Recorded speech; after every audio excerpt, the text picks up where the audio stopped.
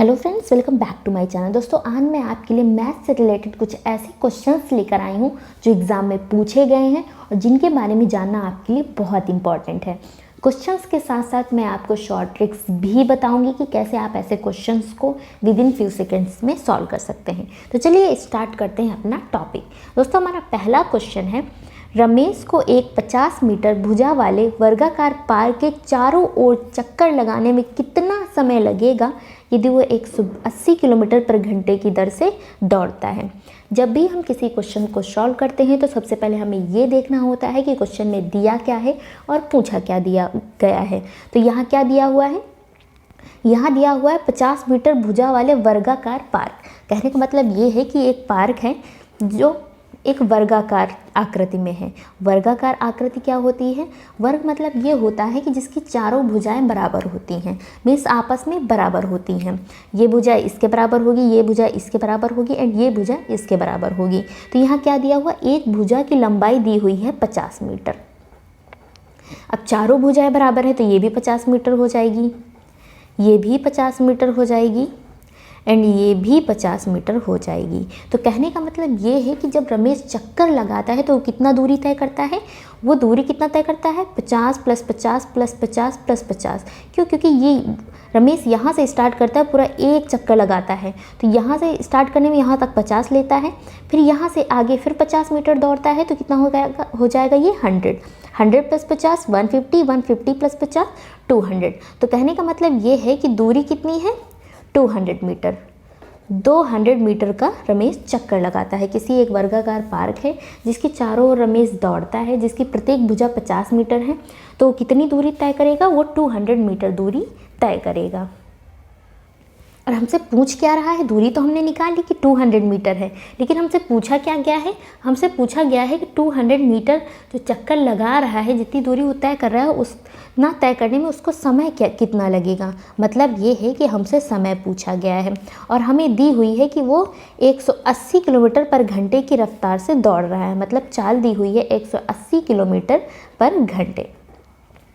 अब हम क्या करेंगे? यहाँ फॉर्मूला लगा देंगे। आपको पता ही है समय बराबर होता है दूरी बटे चाल। लेकिन यहाँ एक प्रॉब्लम है। प्रॉब्लम क्या है? जब भी हम कोई वैल्यू निकालते हैं तो सबकी जितनी भी यूनिट्स होती हैं वो सेम होती हैं। यहाँ तो मीटर में दी हुई है दूरी, लेकिन यहाँ चाल किलोमीटर पर घंटे में दी हुई है और जो आंसर आया है वो भी सेकेंड में आया है। तो कहने का मतलब ये है कि हमें 180 किलोमीटर पर घंटे को मीटर पर सेकेंड में चेंज करना पड़ेगा। वो हम कैसे करेंगे? तो इसके लिए एक शॉर्ट ट्रिक है। शॉर्ट ट्रिक क्या है? जब भी हम किलोमीटर पर घंटे को मीटर पर सेकेंड में चेंज करते हैं तो हम क्या करते हैं? बड़ी यूनिट से हम छोटी यूनिट की तरफ जा रहे हैं तो हम 5/18 से मल्टीप्लाई करते हैं। और जब हम मीटर पर सेकेंड से किलोमीटर पर घंटे की तरफ जाते हैं, मतलब मीटर पर सेकंड को हम किलोमीटर पर घंटे में चेंज करते हैं, तो हम क्या करते हैं? 18/5 से मल्टीप्लाई करते हैं। अब इसे याद कैसे रखेंगे? इसे याद करने का तरीका ये है कि यहाँ हम बड़ी यूनिट से छोटी यूनिट की तरफ जा रहे हैं तो ऊपर की जो वैल्यू होगी वो छोटी होगी एंड नीचे की जो वैल्यू होगी वो बड़ी होगी। और मीटर पर सेकेंड से हम किलोमीटर मतलब छोटी यूनिट से बड़ी यूनिट की तरफ जा रहे हैं तो ऊपर की जो वैल्यू होगी वो बड़ी होगी एंड नीचे की जो वैल्यू होगी वो छोटी होगी। तो ये आपको याद रखना है कि जब भी आप किलोमीटर पर घंटे को मीटर पर सेकेंड में चेंज करेंगे तो 5/18 से मल्टीप्लाई करेंगे और जब मीटर पर सेकेंड को किलोमीटर पर घंटे में चेंज करेंगे तो 18/5 से मल्टीप्लाई करेंगे। और यहाँ हम क्या कर रहे हैं? यहाँ हम किलोमीटर पर घंटे को मीटर पर सेकेंड में चेंज कर रहे हैं तो हम क्या करेंगे? 5/18 से मल्टीप्लाई कर देंगे। तो 180 को हम मल्टीप्लाई कर देंगे 5/18 से। 18 कैंसिल हो जाएगा और ये कितना हो जाएगा? 50 हो जाएगा। कहने का मतलब ये है कि जो चाल है वो कितनी हो जाएगी? चाल हमारी हो जाएगी 50 मीटर पर सेकेंड। मतलब 50 मीटर पर सेकेंड की चाल से जो रमेश है वो चक्कर लगाता है। एक वर्गाकार जो पार्क है उसके चारों तरफ 50 मीटर पर सेकेंड की चाल से वो चक्कर लगाता है। अब हमें क्या करना है? अब हमें समय निकालना है। तो समय बराबर कितना होता है? समय बराबर होता है दूरी बटे चाल। तो दूरी हमने कितनी निकाली है? दूरी वो कितना तय करता है? 200 मीटर। चाल कितनी है? 50। तो यहाँ से हम कैंसिल कर लेंगे 0 0 एंड 5 चौको कितना हो जाएगा 20। तो वैल्यू आ जाएगी हमारी 4 सेकेंड। मतलब कहने का ये है कि जो रमेश है वो किसी भी पार्क, मतलब जो पार्क है वर्गाकार पार्क जिसकी प्रत्येक भुजा 50 मीटर है, उसे 180 किलोमीटर पर घंटे की रफ्तार से जब चक्कर लगाएगा तो कितना टाइम लेगा, वो 4 सेकेंड का टाइम लेगा। तो इसमें देखते हैं कि कौन सा ऑप्शन हमारा सही है। तो हमारा ऑप्शन सही हो जाएगा पहला। ये हमारा 40 नहीं दिया हुआ है, 4 सेकेंड दिया हुआ है, तो हमारा पहला ऑप्शन सही हो जाएगा। तो ऐसे आप ऐसे क्वेश्चंस को सॉल्व कर सकते हैं। अब बात करते हैं हम नेक्स्ट क्वेश्चन की। दोस्तों हमारा नेक्स्ट क्वेश्चन है 12 आदमी या 24 लड़के एक काम को 20 दिनों में कर सकते हैं। तो बताइए 24 आदमी और 12 लड़के उसी काम को कितने दिनों में समाप्त कर लेंगे। कहने का मतलब ये है कि अगर आप मज़दूर ढूंढने जाते हैं तो आपको एक कंडीशन ये दी हुई है कि आपसे बताया गया है कि चाहे आप एक काम को करवाने के लिए 12 आदमी ले लीजिए, चाहे 12 आदमी की जगह आप 24 लड़के ले लीजिए, आपको उस काम को जो लड़के और आदमी हैं वो कितने दिनों में करके देंगे, 20 दिनों में। अगर 24 लड़के लेते हैं तो उसी काम को वो 20 दिनों में करके देंगे। अगर उनके स्थान पे आप 12 आदमी लेते हैं तब भी वो उसी काम को 20 दिनों में ही करेंगे। कहने का मतलब ये है कि जो 12 आदमी हैं तो 12 आदमी की जो स्ट्रेंथ है काम करने की वो 24 लड़कों के बराबर है। मतलब एक आदमी तो 12 आदमी कितने लड़कों के बराबर काम करता है, 24 लड़कों के बराबर। तो एक आदमी कितने लड़कों के बराबर काम करेगा, तो एक आदमी हमारा कितने लड़कों के बराबर काम करेगा, 2 लड़कों के बराबर। कहने का मतलब ये है कि एक आदमी के काम करने की क्षमता 2 लड़कों के काम करने की क्षमता के बराबर है। तो ये तो हमने निकाल लिया। अब पूछा क्या गया है हमसे, अब हमसे ये पूछा गया है कि बताइए 24 आदमी और 12 लड़के उसी काम को कितने दिनों में समाप्त कर लेंगे। कहने का मतलब ये है कि अब आदमी भी ले रहे हैं और लड़के भी साथ में ले रहे हैं और पूछा जा रहा है हमसे कि उसी काम को वो कितने दिनों में समाप्त कर लेंगे। तो हम यहाँ करेंगे क्या, हम सेम यूनिट रखेंगे, मतलब हम लड़के लेकर ही चलेंगे। हम मान लेंगे कि हम आदमी नहीं ले रहे हैं, आदमी की जगह पे हम लड़के ले रहे हैं, क्योंकि अगर आप सेम यूनिट लेकर चलेंगे तो आपके लिए क्वेश्चन सॉल्व करना बहुत ही ज़्यादा आसान हो जाएगा। तो यहाँ देखिए 24 आदमी और 12 लड़के कितने दिन उसी काम को कितने दिनों में समाप्त कर लेंगे, ये आपसे पूछा गया है। तो हम क्या करेंगे, 24 आदमी को भी 24 आदमी को हम लड़कों में कन्वर्ट कर लेंगे। तो यहाँ हमने क्या निकाला है कि एक आदमी 2 लड़कों के बराबर है, तो 24 आदमी कितने लड़कों के बराबर हो जाएगा, 24 आदमी हमारा 48 लड़कों के बराबर हो जाएगा। तो ये हमने निकाल लिया। अब सोल्यूशन क्या करना है हमें, हम यहाँ लड़के लेकर चलेंगे। 24 लड़के एक काम को 20 दिनों में करते हैं। तो कहने का मतलब ये है 24 गुणे 20 ये किसके बराबर हो जाएगा। फिर हमें यहाँ क्या करना है, लड़कों में कन्वर्ट कर देना है। तो 24 आदमी को तो हमने 48 बॉयज़ में कन्वर्ट कर दिया, लेकिन 12 लड़के और भी तो ले रहे हैं। तो हम क्या करेंगे, 48 + 12 कर देंगे। तो ये हमारी वैल्यू आ जाएगी 60। तो 60 × डेज मीन्स लड़के मल्टीप्लाइड बाई डेज, जितने दिन में वो काम को कर रहे हैं यहाँ भी हमने उसके बराबर कर दिया। और हमें निकालना क्या है, हमें डेज निकालना है।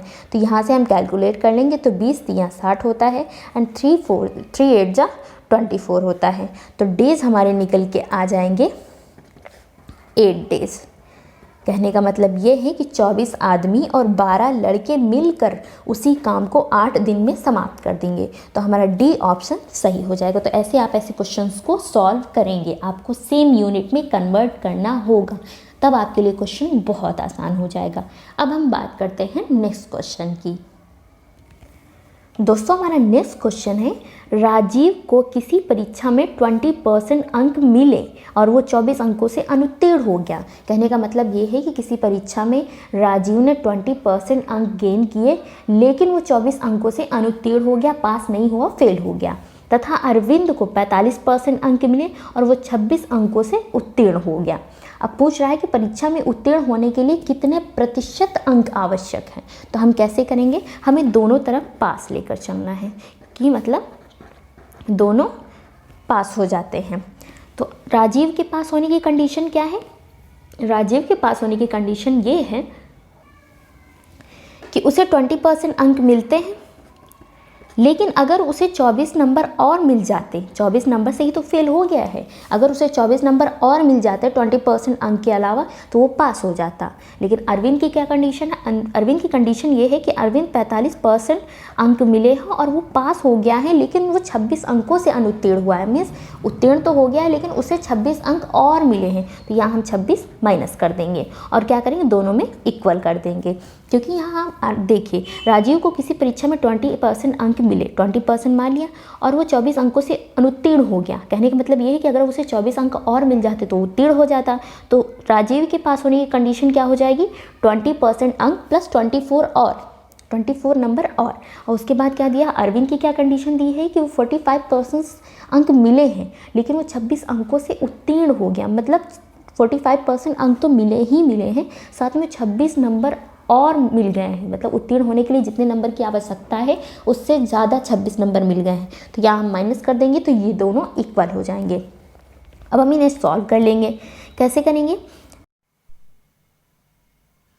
अब हम क्या करेंगे, अब हम करेंगे क्या, डिजिट को एक तरफ कर लेंगे और परसेंटेज को एक तरफ कर लेंगे। और हमने जब इसको प्लस किया तो आ गया 50, और इधर जब माइनस करेंगे तो कितना आ जाएगा, 5 में से 0 गया 0, एंड 4 में से 2 करेंगे तो कितना हो जाएगा 25%।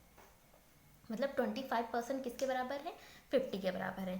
तो 1% किसके बराबर हो जाएगा, तो 1% बराबर हो जाएगा हमारा 2 नंबर।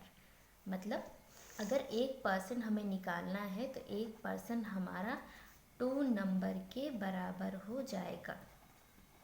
अब हम क्या करेंगे, यहाँ वैल्यू रख देंगे तो इससे निकल आ जाएगा कि पास होने के लिए कितने परसेंटेज की आवश्यकता है।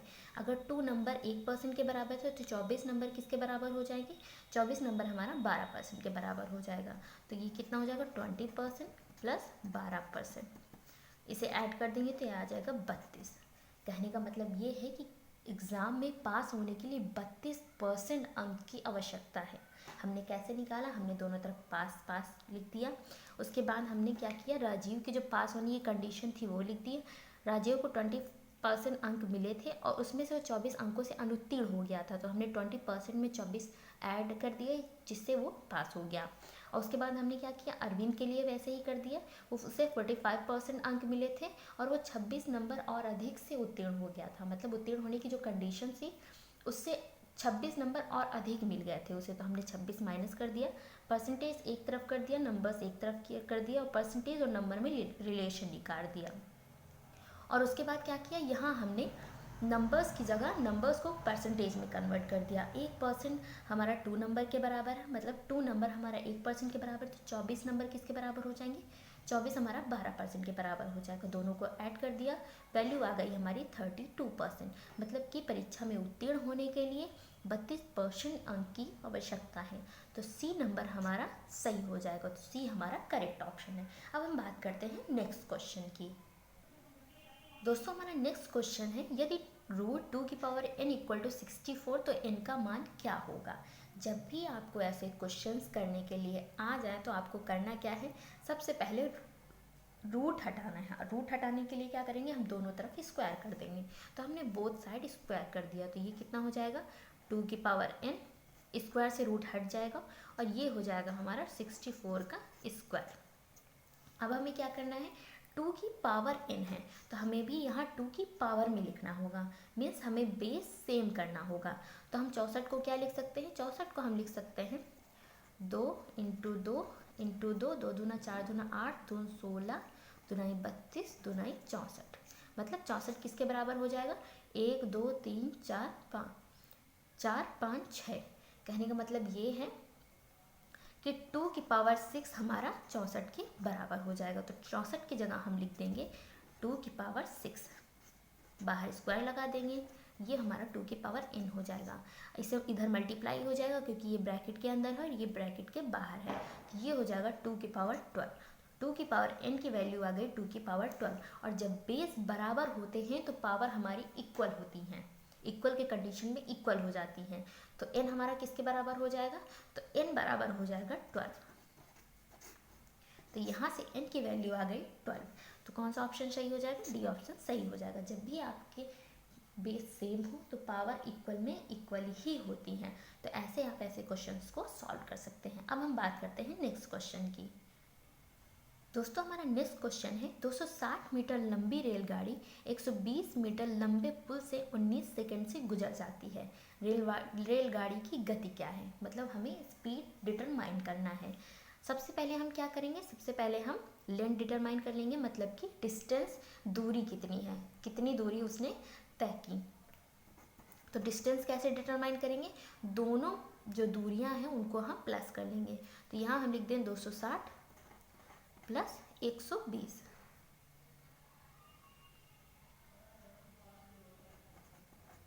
डिवाइडेड बाई, यहाँ हम क्या निकाल रहे हैं, चाल निकाल रहे हैं, मीन्स गति निकाल रहे हैं। तो चाल बराबर कितना होता है, दूरी बटे समय। दूरी ये हो जाएगी और समय कितना दिया हुआ है, समय हमें दिया हो 19 सेकेंड। तो दोनों को ऐड करेंगे तो कितना हो जाएगा, 0 6 2 8 और 2 1 3 और 19 दूना होता है 38। तो ये हो गया 20। लेकिन ये किस में आया है, मीटर पर सेकेंड में। मतलब रेलगाड़ी की गति क्या है, 20 मीटर पर सेकेंड, लेकिन यहाँ पूछा क्या है, किलोमीटर पर घंटे में दिया हुआ है आंसर। तो हमें 20 मीटर पर सेकंड को किलोमीटर पर घंटे में चेंज करना पड़ेगा। उसके लिए मैंने क्या बताया था आपको कि जब भी मीटर पर सेकंड से हम किलोमीटर पर घंटे में जाते हैं तो हम क्या करते हैं, 18/5 से मल्टीप्लाई करते हैं। क्यों, क्योंकि मीटर से किलोमीटर में जा रहे हैं, मीन्स छोटी यूनिट से बड़ी यूनिट में जा रहे हैं। तो ऊपर हमारा बड़ा नंबर होगा और नीचे छोटा होगा। तो 5 चौको 20 हो जाएगा। और 18 चौक कितना होता है, 18 चौक 72 होता है। तो वैल्यू निकल आएगी 72 किलोमीटर पर घंटे। तो रेलगाड़ी की जो रफ्तार है वो कितनी हो जाएगी, 72 किलोमीटर पर घंटे की रफ्तार हो जाएगी। तो सी ऑप्शन हमारा सही हो जाएगा। तो ऐसे आप ऐसे क्वेश्चंस को सॉल्व कर सकते हैं। मुझे उम्मीद है कि आपको क्वेश्चंस पसंद आए होंगे और आपको ट्रिक भी समझ में आ गई होगी कि कैसे आप ऐसे क्वेश्चंस को सॉल्व कर सकते हैं। प्लीज़ एक बार प्रैक्टिस कर लीजिए क्योंकि ये क्वेश्चन एग्जाम में पूछे गए हैं। मिलते हैं नेक्स्ट वीडियो में और बहुत सारे इंटरेस्टिंग क्वेश्चंस के साथ, न्यू ट्रिक्स के साथ। इस वीडियो को देखने के लिए आपका बहुत बहुत धन्यवाद। Thank you.